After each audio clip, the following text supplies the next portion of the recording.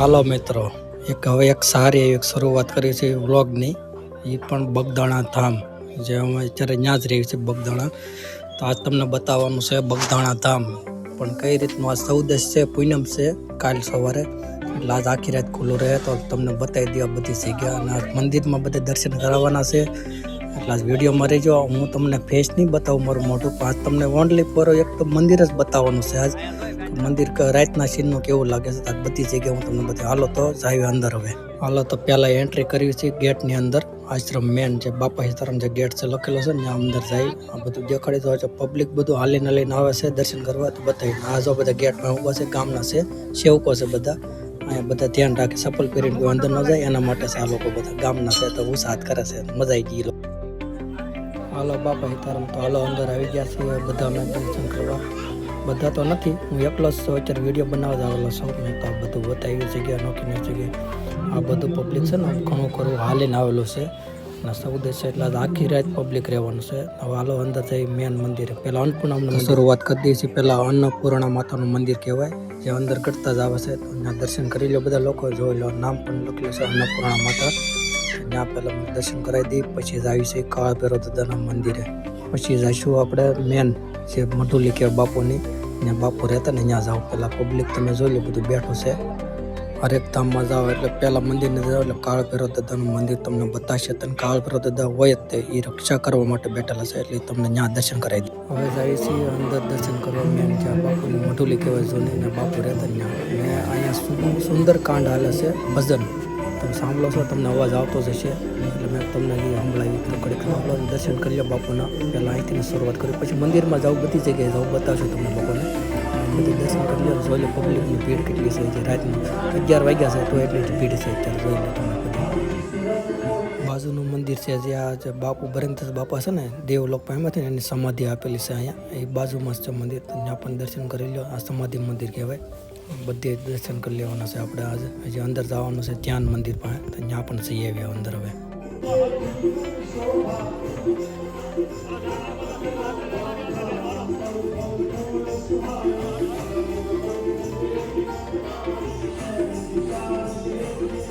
હાલો તો સમાધિ મંદિરના દર્શન કરી લીધા છે. હવે જાય છે અહીંયા આપણે જે અત્યારે સુંદરકાંડ ભજન હાલે છે, ત્યાં જાય છે. અત્યારે લાઈવ પ્રસારણ આ બધા લોકો બતાવે છે આશ્રમમાંથી. ગોયરો આશ્રમ બગદાણા કહેવાય, લાઈવ પ્રસારણ પણ બતાવે છે. પૂનમ છે એટલે આજ આખી રાત સુંદરકાંડ હાલવાનું છે. આમ તો આખી રાત ન હાલે, રાતના 12 વાગ્યા સુધી હાલે. તો જાય છે ધ્યાન મંદિર બાજુ. તો જોઈ લો તમે, લાઇટનું ડેકોરેશન પણ સારું છે, કેમ કે રાતનો સીન છે એટલે મેં તો રાતનું વધારે સારું આવે છે. મેં બતાવી દઈએ ધ્યાન મંદિર બાજુ જાય છે. નજીકમાં બધા બગીચાનું છે, જો લાઇટિંગનું કાંઈ કામકાજ કંઈ કઢે નહીં. મંદિરે પણ સારું દેખાય છે વિડીયોમાં. મેં બતાવી દઉં આ લોકો બધું દર્શન જાય છે ધ્યાન મંદિર બાજુ દર્શન કરવા.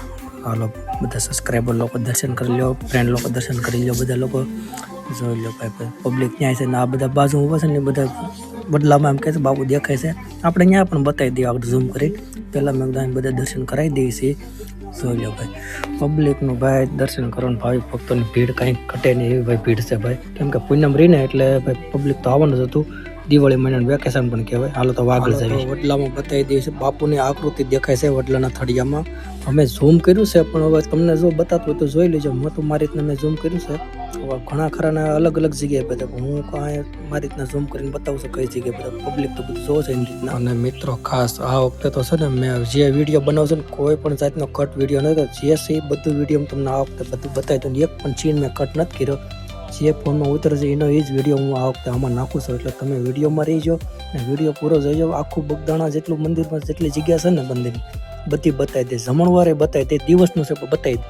અને મિત્રો આ જે વિડીયો અત્યારે નાના પડદામાં દેખાય છે ને, પણ ફોન પકડવા મારે થોડીક ભૂલ પડી ગઈ હતી. ફોન મારે આડો રાખતા ભૂલાઈ ગયો હતો, એટલે નાનો પડદો હતો. એટલે મેં મારી રીતના સેટિંગ કરીને નાનો પડદો થોડોક રહી ગયો છે, મોટો પડદો નથી થાય એમ. મેં તોય પણ તમને દર્શન કરાવી દઉં છું અહીંયા.